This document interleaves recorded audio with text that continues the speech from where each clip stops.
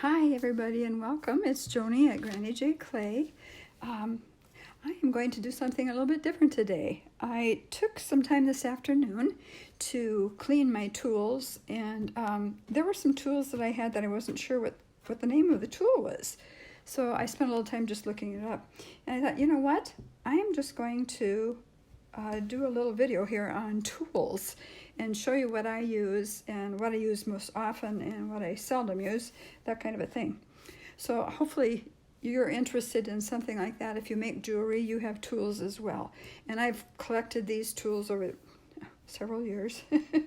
Anyway, too many to count, but I wanted to show you what I have. I'm going to begin with something you have seen just recently. Let me move some of these up and out of the way, and I'll give the loopers a little bit more room here. This is the looper, the 2.25 looper that I used the other day to show you how to make loops on wire. And then also this one, and you can find that video if you wanted to go back and look at it and see how you can do that. But I have two of them, and these are the ones that I have. And for these, let's see if I can maybe go down just a little bit. I said this in the video too, but I painted them white on the head, the cutter here, the claws, and the pin. And then on the inside, I also painted them white, so you could see the hole that the wire has to run through, and on the back as well. So those are my loopers, and I've been using those a lot lately. Two I'll bring in right now that I don't use real often, but I use them, and these are to make bail makers. They're like a mandrel, and let's see if I can, maybe I'll come back out a little bit. Okay, this is a Wubbers, and those of you that are aware of tools, you know that they're rather expensive, but they have a wonderful handle. They're really ergonomic. They're really, really nice to use. And these have two different bail sizes on them, and they work really well. And so depending on what you're making, you could use this to make some bails or loops. And then I have this one as well. I got this, it says on here, bead landing. As you can see, it has three different sizes. So you would just put your wire in and you would make your bail by this. And I don't know, I think bail making pliers are very, very helpful. So are these. These are used, I think, a little bit differently, but when you need a bail or a loop or something that is not one of these two sizes, 2.25 or 1.5, you can use these different bail makers, and they're very, very good. They're very good. I want to show you something right here. Do you see how that came apart right there? They are supposed to, let me see if I can bring it down a little bit. They're supposed to meet here and attach together, but this one I've had for a long, long time, and sometimes I have to realign it, just push it in again. But it just, that's what happens once in a while. But I haven't found that I have changed out my pliers very much. I tend to use the same ones over and over, so I have replaced just a couple lately. Here's another tool, and this is also Wubbers, and this is a bent chain nose plier. And again, that's very, very nice, and it's the same sort of, this is a lot bigger, with the handle is a little bit bigger, not that much though. But this works really well. I have this one as well, and I actually like this one better because it has a smaller point. Let me just compare the points, see if you can see that very well. But they have, certainly because this one is smaller, it has smaller points, and that one has bigger points. So again, depending on what you're making, I love these when I am making jewelry and opening the jump rings and so forth. I use this one all the time. Okay, so I'll move that one over to, I'm just going to bring these in real quick. This is my nylon jaw plier, and it can straighten wire for you. And before today, it was all shredded here because I've used it so much, and I kept thinking I've got to send in and get, you can take them off, the nylon pieces, and you can get new ones. And I kept thinking, I've got to do that, I've got to do that. And then I thought, why can't I just file that shredded part down a little bit and see if that works? And it does. It does. It works fine. So there's a little idea for you guys. You can just take a file or some sandpaper and file that down a little bit, and then you won't have all that shredded nylon like I do. Maybe you don't do that to your pliers. I do. This, I'm not sure what this is. I think I might have picked it up at the store, at Hobby Lobby or somewhere. But it has lines on the inside. And I didn't realize that when I was making some jewelry one time. And then the lines went right onto my wire, which was not good. So what I figured out is for, pulling things apart and getting right in there. And that because it has that little grip on the inside, they're very good for that. So if you need to take something apart, I don't know what they're called. This just says wear safety glasses. It's a Crescent Tool, if you can see that word.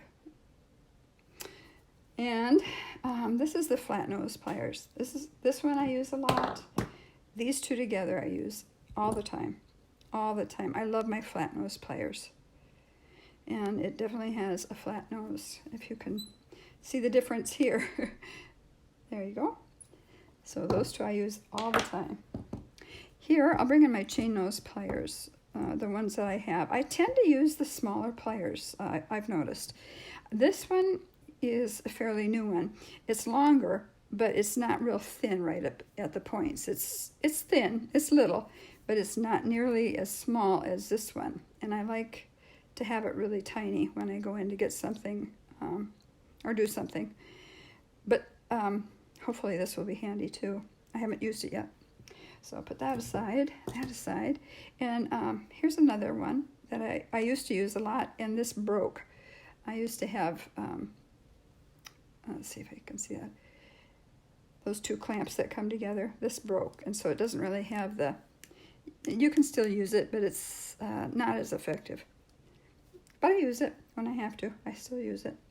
So there's that one. I'll bring these in. These are my round nose pliers. I'll show you the bigger one first. Okay. This is a, what do you call it? Bail. Well, it's a bail making plier as well. And you can see there are numbers on it. Hopefully you can see that. Maybe you can't. It's probably too hard to see. But you can make different sizes. And that's handy. I like that too.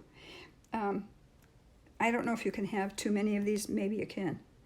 But I've used all of them at one time or another, except for my three new little ones.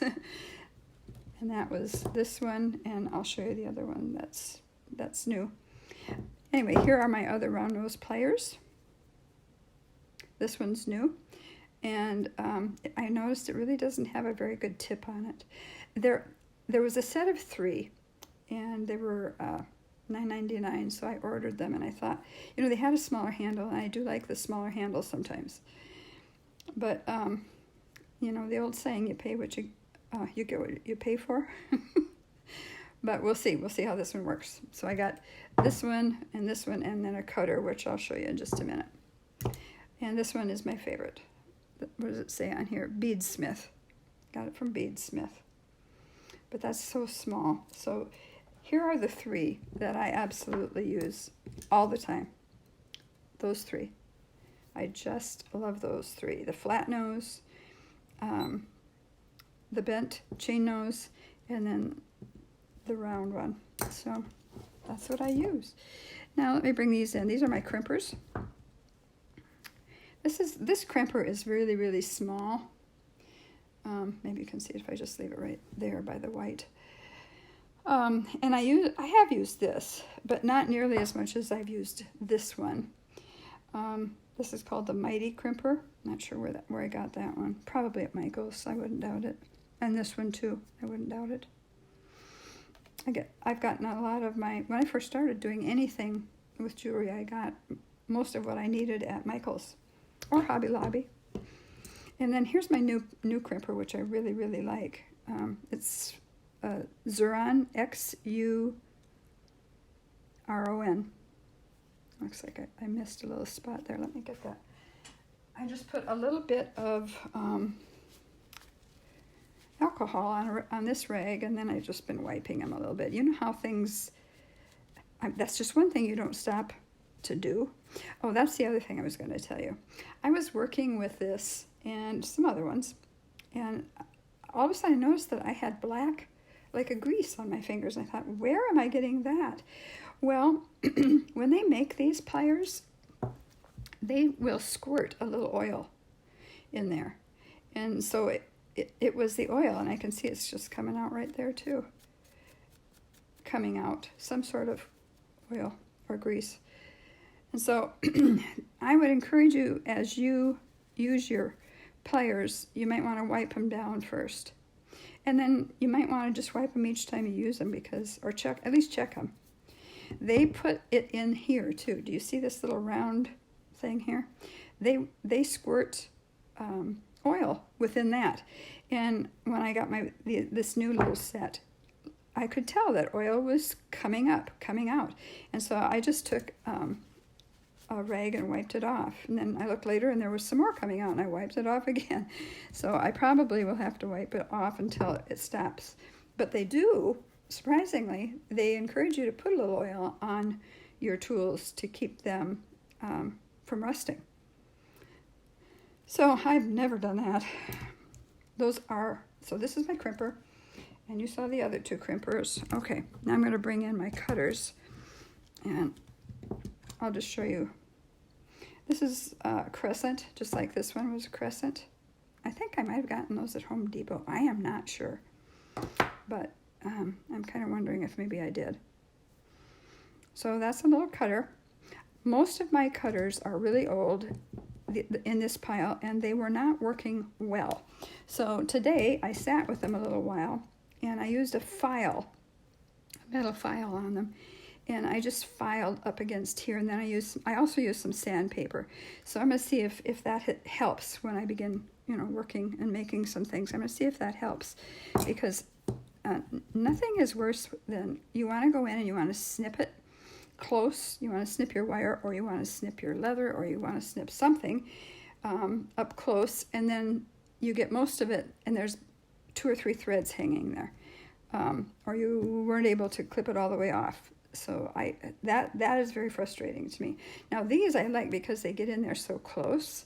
I've got one other one over here I'll show you. So this is just says JB Pro on it. I'm not sure where I got that. That's an oldie. This is the new one. These 3 right here I got in my $9.99 pack off the internet. Those 3. The long round nose, the long chain nose, and then this little cutter. Okay, and here's another one. It looks like I missed some wiping on that too. There we go. But they get sticky. They get, they get all kinds of stuff on them. And I'm just not one to go in and clean it off very much. When I'm working with clay, I will generally have my clay tools all cleaned up at the end of each time I work, but I haven't done that with the jewelry tools. So those are my cutters. And as you see, these just come together. They don't lock. These just come together. Let's see if I can move that like that and push up, and then they come apart, that kind of thing. These come together and they're locked. They have a little lock there. Gives it good tension like that. So those are the cutters. Here's the 2 other cutters. This is for memory wire. This is by Xuron. This is a good cutter. And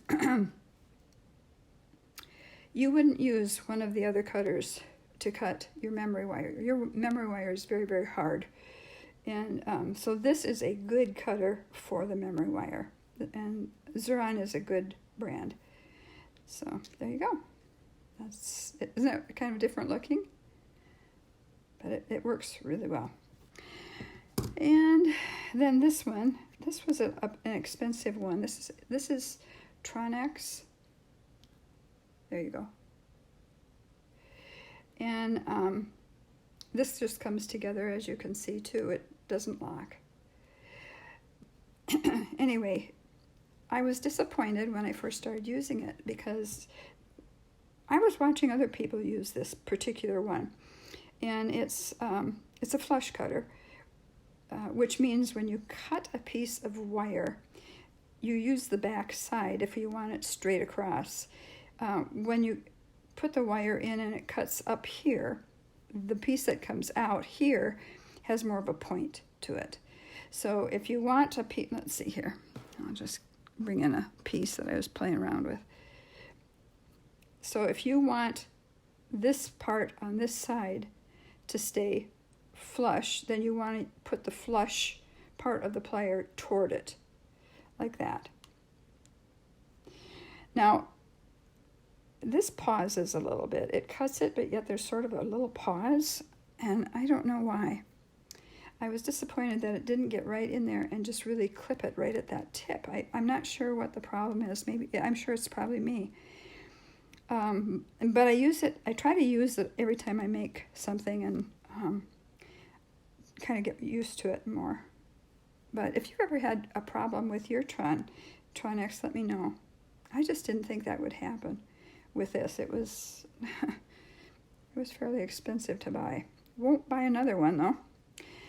Okay, so that's that. Those are my tools.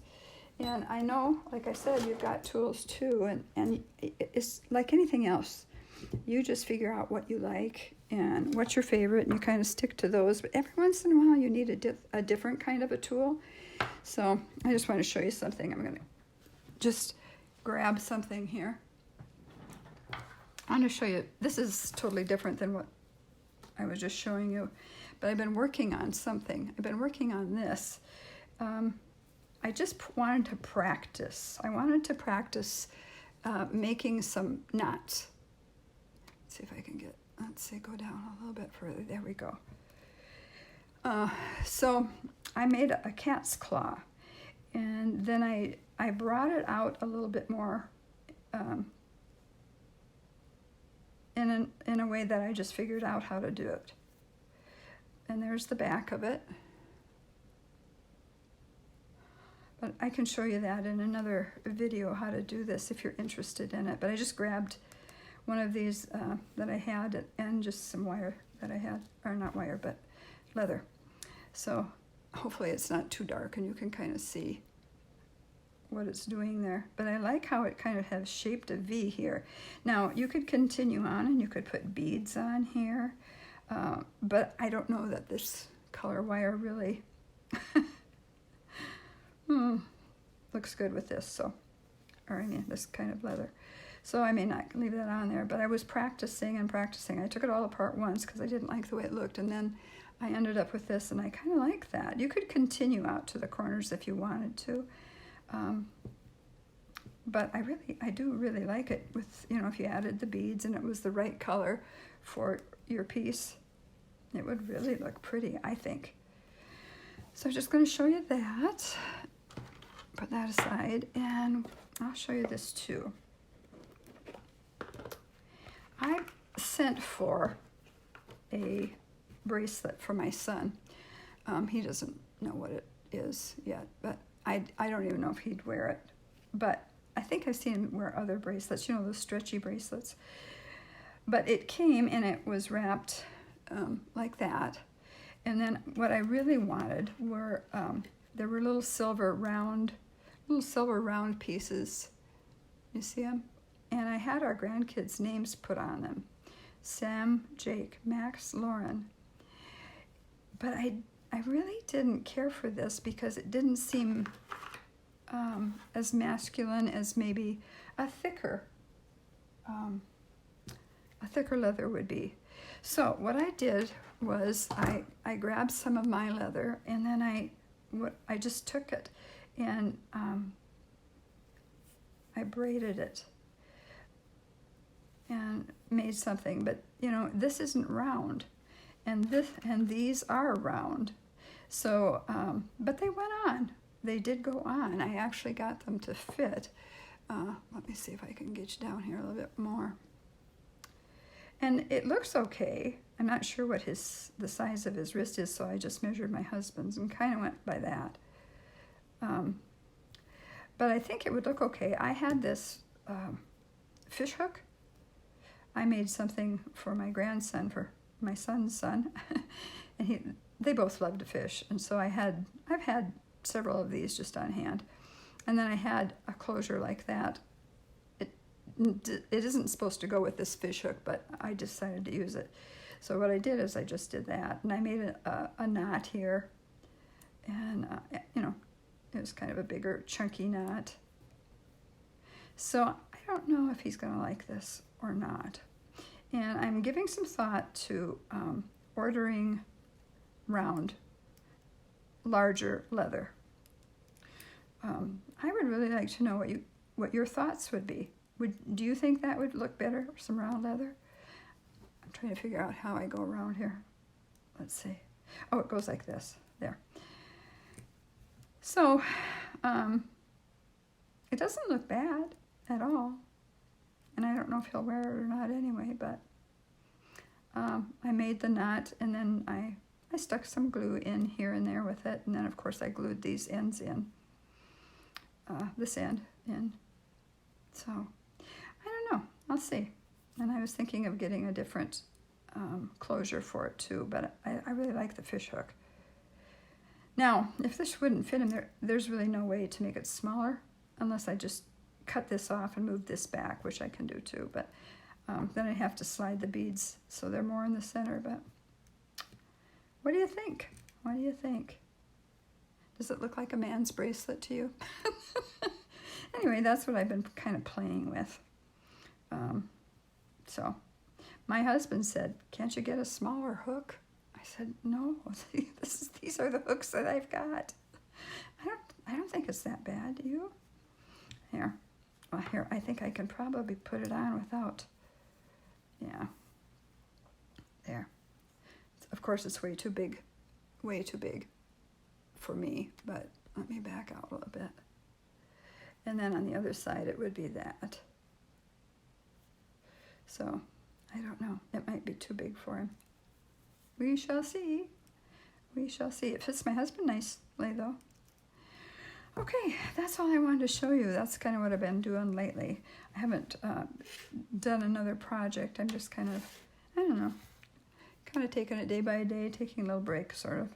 So that's all I had to share for you, or with you today. I'll put this came in this cute little box. Not that my husband nor my son would want a cute little box, but it did come in that cute little box. Anyway, so I will save this leather, which is really thin, and use it for a different bracelet. Oh, I was also going to show you something. I ordered, a long time ago, when I was working with leather, I was looking on YouTube in regard to the stiffness of some leather, and I found out that if you put hand lotion with lanolin on them, they will relax. You know, it just soaks into them and they will relax. And I just did that recently with a necklace that I made, and it worked really nicely. So what I did was I ordered some pure lanolin. It says Nature's Dry Skin Salve, so it'll be good for me to use too. My hands are so dry all the time. And the ingredients are pure natural lanolin. I'm not sure what that means. ANHYDROUS. Anyway, it says apply generously to areas where your skin is dry or chapped or exposed to cold and wind. Reapply as needed. So anyway, I thought, well, if I would use hand lotion that had lanolin in it, I could just use pure lanolin. And I did put some on my hands, and it felt really, really good. And it kind of went off to the side, as you can see. It sat on our front porch for a little bit when it was delivered. So that's it, everybody. I hope you enjoyed seeing my tools, and I will come back with a different video on another day, but I hope you have a great evening, or if you're just getting up, have a wonderful day, and I'll see you in the next video. God bless you all. Bye-bye.